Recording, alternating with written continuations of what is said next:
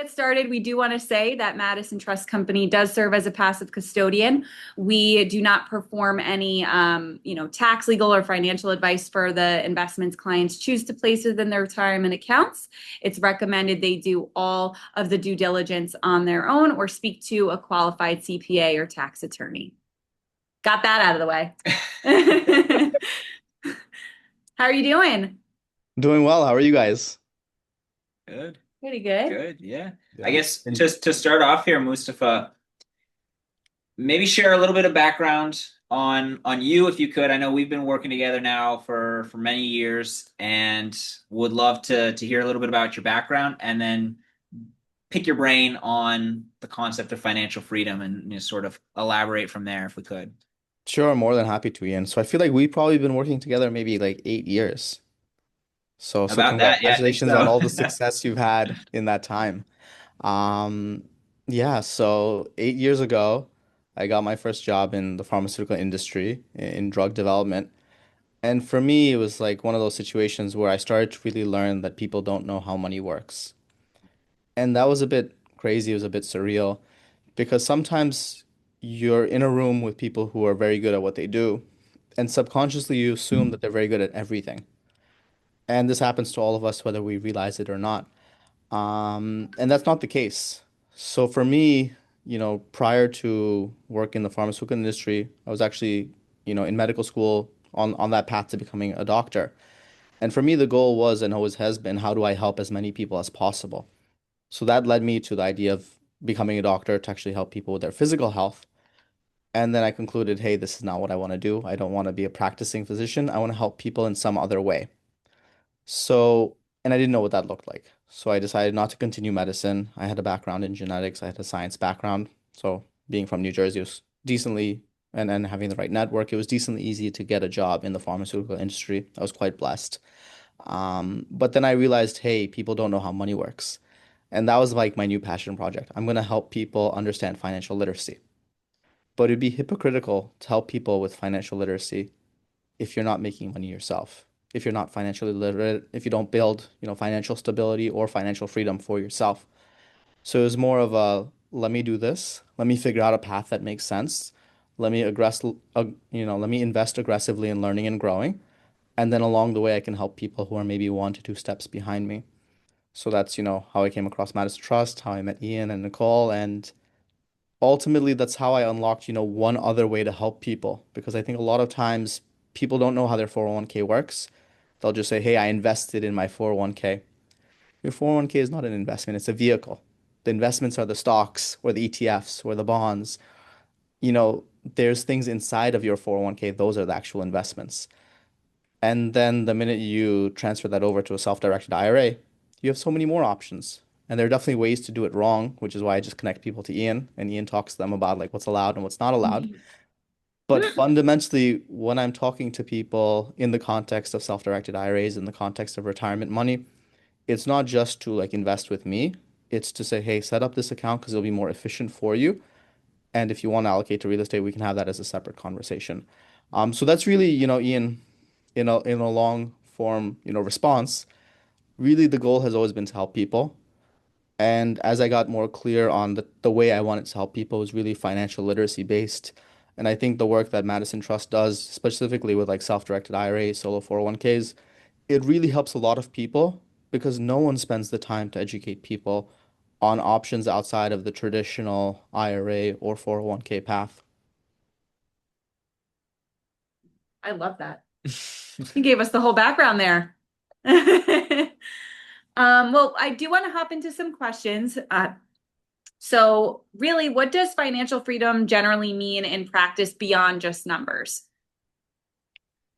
The simple answer is not thinking about money. When you're financially free, you don't think about money, which can be really problematic because you can overspend and there's problems. But fundamentally, Nicole, financial freedom means that you're making more than you're spending. It means that you have enough that you don't need to sit down and budget necessarily each day, but in a more nuanced way that looks different for everybody. Some people might like to budget. Other people might like to know, hey, I have my nest egg and I can take out 4% a year. Other people might look at it and say, hey, taking out 4% a year is like very outdated. It's based on, financial advice that's maybe 40 plus years old. So what does my actual, financial freedom number look like? And that's where the conversation gets a bit more nuanced. And very simply, imagine you had $100 in your account and every day you spent a dollar. That means your money would last 100 days. Now, if you had $100 and you made a dollar a day and you spent a dollar a day, that means you would never run out of money. So I think when it comes down to like financial literacy, financial freedom, in a very basic way, it's really about knowing your lifestyle, knowing how much money you're projecting to make, and having data to say, hey, I have made that much money over the last couple of years. So I feel like I will be fine when it comes to retirement. Because you don't want to be at that point at 65 where you don't have enough money saved and you're not making enough, and then you just have to continue working. Hmm. And so let's put it into a practical scenario. Sure. High income earner that's working a corporate job. Um, on paper, from the outside, maybe it looks like they're doing just fine. But really, they're not on a track to have financial freedom. They are maybe spending as much as they're making, or they're spending more than they're making. How do they pivot, or how do you look at a situation like that and say, here's how we can fix a situation? Maybe it's long term, maybe it's short term, maybe it's both. Yeah, so Ian, I think the first thing is to say like, hey, imagine you're that high income earner, you're making 250K plus a year. One in three people in that category lives paycheck to paycheck. So part of the conversation is to like put your arm around the shoulder of that person to just say, hey, it's okay. Because ultimately, like personal finances is personal. If somebody's trusting me or you enough to talk about their money, these are very sensitive topics. So a lot of times it's important to slow down and say like, thank you for trusting me because I really appreciate it and I can only help you if you trust me in the process and you let me know where things stand. And in that conversation, Ian, people in my experience always have money. They just don't know where it is, and it's typically misallocated in the wrong strategies. But it's not for me typically to tell them that in the first conversation because I need to establish that trust and that proof of concept to say like, hey, I can help you. Like I have a client, he makes about 400K a year, and the guy is probably in his early 40s and he wants to retire in 10 years. In a lot of situations, it's like, hey, this is not possible. And we're talking about it and he doesn't have much savings, etc. Then we go through the conversation and he's like, hey, I have 400K in this retirement account. And I'm just looking at it like, hey, if we knew that earlier, that would really change the conversation. And we didn't have to be negative for like 30 minutes. We could just talk about like the positives of like self-directed IRA, investing strategy, etc. And we can build off this very aggressively because he wants to aggressively retire in the next 9 years. But the problem is, Ian, from my perspective, I don't think it's viable to tell somebody, hey, you're spending 400K a year and it's you, your wife, and your kid, spend 100K or spend 250, right? Like 100K is in New Jersey type area would be very difficult. 250 would be like, okay, hey, you can definitely live on 250, three people, etc. But to tell somebody to implement a lot of like austerity in their life is typically not how I, recommend talking to people. So for me, it's all about understanding like what is the person doing? What do they want to accomplish? How can we build that bridge to get them to that future state? But a lot of times we have to start small and we have to start slow because we're also building trust. Rather than rushing to like invest that 400K day one, it's like, hey, let's invest in a strategy that's open to accredited and non-accredited investors. What that means is it's open to everybody. You can start as low as 5K. You get monthly statements from a fund administrator. You get audited financials every year. This is all abnormal in real estate. Real estate doesn't have this typically built in because it's expensive and time consuming, etc. In that fund last year, we made investors 18%, right? So it's a very high growth opportunity. And we're not even recommending that he invest, let's say, all 400K into that strategy. But it's just to say, hey, let's start small. Let's build proof of concept. And as you feel more comfortable, we can talk about other investment vehicles that might be a better fit. They might be more efficient for this retirement income, this retirement capital, excuse me. So I think, Ian, the long answer condensed to a short version is that journey really depends on the client It really depends on like the trust that you're able to build and establish. Investments carry risk, and it's important to really talk about that risk, just like Nicole had a nice disclaimer in the beginning, to just say that, hey, our intention is to do the best we can, but ultimately all investments carry risk, and we're not in a position to guarantee any outcomes. But we are in a position to talk to you about the strategy, to explain how we create value. And then if that strategy aligns with what you're looking for, then we can actually go out and create value for you. So mindset shift is really building trust. What does that look like for you? Is that having the client look at your former deals that have been closed or your track record? What does that look like? How do they build trust with a sponsor like yourself? That's a great question. I think fundamentally it comes down to actively listening, which might sound a bit, weird. But in theory, I raise a lot of capital on WhatsApp and LinkedIn. I raised over $64 million on social media. So in theory, people are coming to me either because they heard about me from one of their friends, let's say a referral, or they read some of my content on LinkedIn. I post 5 days a week. We Um, see it. We love when we see your LinkedIn posts. It's do always you popping. think? Thank you. I feel very insecure about it, but thank you. I Don't, appreciate don't. We're taking thank notes. We are. thank you. I appreciate the love. But what I would say is for me, I'm a very private person and people wouldn't know this, which is why I mention it. I'm a very private person, but I have a very public persona. And I have a very public persona because I got tired of waiting for somebody else to do it. And for me, the idea was that I always wanted to focus on financial literacy. So to some degree, I can talk to just the people I know, which might feel like me preaching to them. Or I can just like quote unquote shout on LinkedIn and whoever likes it and whatever. You guys love it, so I appreciate the love. But the point is to provide value for people in the format that they want to consume it. And I think that's the nice thing. I could have been doing this on like a newspaper, but who reads the newspaper today? I don't know. So today in 2026, LinkedIn would be our version of the newspaper. And the intention is just to genuinely add value to somebody's life. And that's the goal. And along that process, people book time on my calendar. When they book time on my calendar, there's like a funnel process, which is an hour-long YouTube video. If people watch the video, they come to the meeting knowing what they want, already like very educated about what I offer. But we don't jump into like product vomit. I get on a call and I'm like, yeah, so tell me about yourself. Because I don't know the person at all. The person has been reading my content for a day, a week, months, whatever it is, and they feel like they know me, which can feel very uncomfortable for me because like sometimes I'm posting about my kids and things like this. And again, I'm a very private person.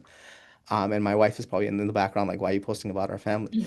Right? And I'm like, that's a good question. I don't know. Um, so really, Nicole, all of that is how you build trust to some degree because people get on that phone call already knowing you as a person and already knowing your values, which is really important to me because otherwise it's hard to establish trust on a Zoom that's like 30 minutes to an hour long, where it's just, hey, I'm going to pitch you on why you should invest 100K or some arbitrary number. I'm approaching the call like, hey, tell me what's going on in your life. And they're talking about whatever stress they have in life. And I'm thinking about anyone in my network that can solve their problem, whether that's a paid service or free. And I'm introducing those people to my network. And then if they have a real estate problem, if they have an asset allocation problem, then we're talking about that. The goal isn't to sell people on investing passively in real estate or setting up an account with Madison Trust. Even in my conversations with Madison Trust, it's like, hey, you have an old custodian. Your old custodian is going to fight you tooth and nail to make sure the money doesn't move. And I tell people that, like, there's a lot of friction in the process. This is what you should expect. And the reason is because it's like level setting. Imagine in that example that I was talking about this investment opportunity that people made 18% last year. Imagine if I didn't tell you that they made 20% the year before or 17% the year before. So there's like a 3-year track record of double-digit returns. But most investors might not know to ask, hey, what's the difference between the year that you made 17 versus 18 versus 20? Why is there a difference? Because the fund is set up as a profit split. The more the fund makes, the more you make. So that's very different than like a fixed income strategy. So for me, to some degree, Nicole, in the process of building trust, It's to actively listen and then to decipher what I'm hearing. When somebody's investing in an ETF like VOO, that means the fund is probably the right strategy because the ETF is a diversified stock portfolio. When they're investing in like dividend stock, one single dividend stock, maybe a debt fund is a better fit because they're investing in that dividend stock to get that dividend every quarter. Now their debt fund is paying them every quarter, right? So it's about understanding what they're doing currently and what is the right potential option that's worth discussing from a real estate lens, if that makes sense. Makes sense. Looking looking long term through that lens, where does where and when does retirement money fit into the picture with financial freedom? Because some people they want that now, and other people they just want to have it at some point. Like it, everybody's different. To your point, personal finance is personal. Um, Sort of, what's your view on that timeline with financial freedom, especially Yeah, with retirement? I think it's a great question. I think fundamentally you have RMDs, you have required minimum distributions. To me, that's the age. To me, there's a lot of strategies out there that I invest in, but I don't build for me personally, I don't build my financial freedom or my retirement around my self-directed IRA or my self-directed HSA, which Madison Trust will open eventually, or any of these different Thinking about accounts. it. It's to say that these are all like if I die, my kids have something. This is like that's how I look at that on top of life insurance, etc. And I'm not the average client, right? Like unfortunately. Um, so the average client typically looks at it like, hey, when I retire at 65, I'm going to take out money from my 401k. Okay, so let's model that out. Your financial advisor, if you have one, which most people don't, if you have one, your financial advisor is probably telling you you need $1 million. If you live in New Jersey, New York, California, and you're making more than 250K, you probably need 3 to 5 million. So you're probably drastically underfunded. And no one is telling you that, unfortunately, except this webinar. So there's a huge knowledge gap, Ian and Nicole. And I think from my perspective, when I'm having that conversation, it's to understand the different buckets and to understand what somebody's life, what they want their life to look like, to then build out that right solution to say, hey, you're putting in $18,000 a year, let's say, in your 401k. Okay, how is that growing? Okay, you changed jobs and you left your 401k as it is. How is it growing? And a lot of people don't know that growth, No. or they'll look at the yeah, or they'll look at the website and the website makes it look good. It makes it Hmm. look good, and then you ask two or three questions, and then you realize that people are confused because they don't know how to actually use the website because the website dashboard looks good, but the actual nuances are confusing. So people aren't able to actually tell you what their 3 year, 5 year growth looks like in their 401k. That's very different than maybe if you're investing in real estate, depending on the strategy, like with us, etc. You have more clear metrics in terms of growth, and you have somebody that you can actually talk to talk about performance, to talk about the market. That's not the same as when you invest in VOO or some other ETF or some other, retirement fund and then it has a date, right? There's no one you can talk to actually help you understand, hey, when you are far away from that retirement date, you're stock heavy. When you're close, you're bond heavy. If you have multiple different strategies, you probably have too much exposure to single stocks, but you don't know that. You don't know to look at the expense ratio. So these are all the things, Ian and Nicole, that I get into with clients, but not on the first call because it can feel like information overload. It's Yeah. to say that we talk about the thing that's bothering clients the most first. And if that's real estate investing, we get into it. If they're saying something like, hey, I recently changed jobs, awesome, congratulations. What did you do with your old 401k? Oh, it's still there. Oh, I rolled it over. Depending on the situation, there is a solution there. But that process does take time and requires more work for the client. So I typically say, hey, this is what we're going to do if you want to, but we'll work on it over the next month rather than, hey, drop everything and just move your money to Madison Trust and, don't go to work, call out from work and just make sure that you get this done today. It's unrealistic. and there's no need to pressure somebody. It's more important to provide the information to say, hey, you can keep your money in your 401k. You'll probably end up spending over 100K in fees that are not clearly disclosed. If you move to Madison Trust, you'll pay, I don't know, maybe $500 a year. It's much less, and that savings compounds aggressively, but no one is taught that. And that's the real gap, Ian and Nicole, that I look to try to highlight to say, hey, there's a lot of gaps that we're not taught about financial literacy. And ultimately, it's your money that you worked hard for. Shouldn't it be growing and working hard for you? So for an unaccredited or non-accredited investor who only has, let's say, 25 to $100,000 to be able to invest, what would their first step be? Good question. So I think the first step would be setting up a call to just learn. And that could be from me, it could be from someone else to just say, hey, I have some money. What should I be investing in? And part of that conversation is like, I don't know what you should be investing in until I know like your mentality, until I know what you have invested in the past. Are you investing in, obviously you're non-accredited, so you're probably not doing angel investments, but maybe you're not investing in a startup or anything like that, but maybe you're investing in the stock market. Are you investing in penny stocks? Are you investing in single stocks? Are you investing in ETFs? All of that is to say that what ends up happening, Nicole, is like subconsciously I'm able to understand your psychology and your personality by virtue of the decisions that you've already made. And I'm able to clearly tell you, hey, you have this money in your mattress. You have very low risk tolerance. Maybe don't invest right now. Maybe just learn about investing, and that will make you feel a bit more comfortable. Versus, hey, you're buying, highly leveraged ETFs or penny stocks or something that's maybe higher risk, or that angel investing example. Hey, you have a high risk tolerance. For you, real estate is going to be very simple to invest in because it's viewed as low risk. What I do, like I have ground up construction, which is high risk for real estate, like overall low risk versus angel investments. And I also have like stabilized assets that are already built, that are already cash flowing. Those are lower risk. For that non-accredited investor, ultimately, Nicole, the short answer is that it's going to be that fund that I was talking about. It's a Reg A Tier 2 fund. It's open to non-accredited investors. You can invest as low as 5K. That's going to be the strategy that's going to be right for that person because they'll get those monthly statements. So they'll know about performance. It's an audited fund. So there's a lot of protection built in for the investor.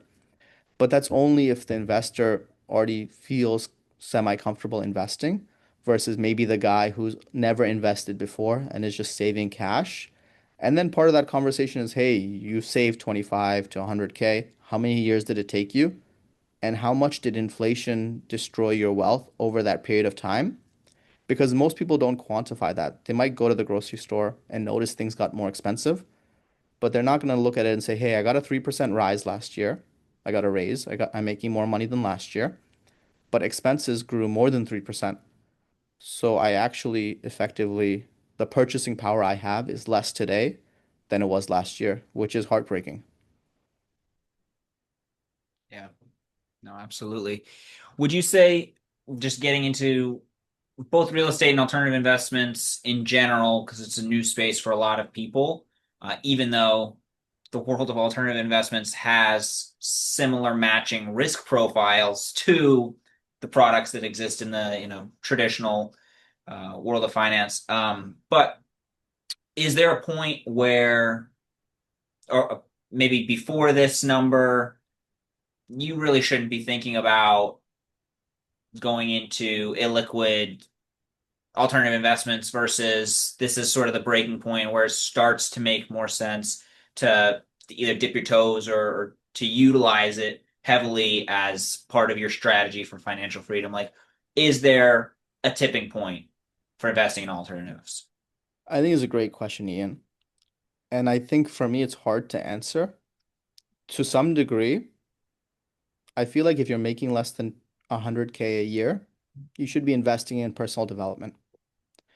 But when people get on a call with me, typically it's on me to kind of decide and try to figure out is that person going to actually take action and invest in personal development, or are they going to kind of coast at 100K or less income and still build financial freedom and invest. Because everyone has their own like bias, Ian, or their own privilege. For me, living in New Jersey with like two kids, etc., it's hard to imagine getting by on 100K. But if you said that to most people in America, maybe even people listening to this, they'd say, "Hey, like I make less than 100K and I have the ability to save. Like my life isn't, obscenely expensive or whatever." Like it really depends on the individual and their maybe savings rate. And then accordingly, it also depends on like where you are in life. Like you might be 25, you might be 28, you might be scaling in your profession, you might have a growth strategy in mind, but you're maybe house rich, cash poor right now. Or maybe you have nice cars and you don't have liquid savings right now, and you've just started to build up that savings. What I would say is you want to have an area where you play offense, where you make a lot of money. And then you want to have maybe an area where you pay defense. For a lot of people, that's real estate. And then maybe you want to have like a hobby that you do for fun. And this like sounds simple and boring and whatever, but this is the formula for like family offices that are, worth 100 million plus, is typically you play in three areas. You play where you make money, you play in some defensive strategy, typically real estate, and then you have some philanthropy or some, passion investments, etc., that that make you happy and make you feel good. Now, most people are not trying to grow to like 100 million plus. That's typically not what people talk about. For me, it's like, hey, we live in the greatest country in the world. We live in a very capitalistic society. Um, Money enables you to do things. Money is a tool. If I want to build a hospital or if I want to build a school, it costs money. So how do we efficiently grow wealth? How do we efficiently learn about money to efficiently be able to accomplish our goals in life? And I think, Ian, for that person who's on that journey, it's to really say, hey, money is not going to buy me happiness. Because sometimes people feel that way. They feel like I need $1 million to be happy. I need X, Y, Z. But it's to say, hey, this money is fundamentally a tool. I'm not gonna, it's not gonna go with me to the grave or anything like that. So how do I get to the type of life that I want to live? And to some degree, like how do I want to be remembered? And really build a life very, you know, with a lot of clarity, with a lot of purpose.